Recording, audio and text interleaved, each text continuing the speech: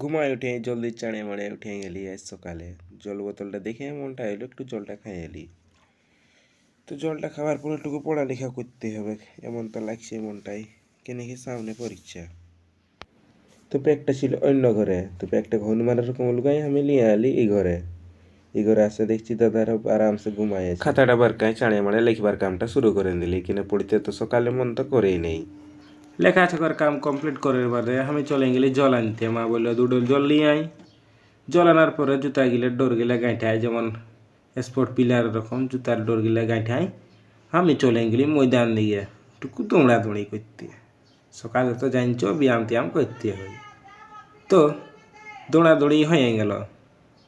তো দৌড়াদৌড়ি করে চলে এলে আমি গা দিকে। তো গায়ে দেখছি ছানা বাবা ক্রিকেট খেলছে। ওটাও কি রোডে দিচ্ছে রে বাপ, এরা মানবে।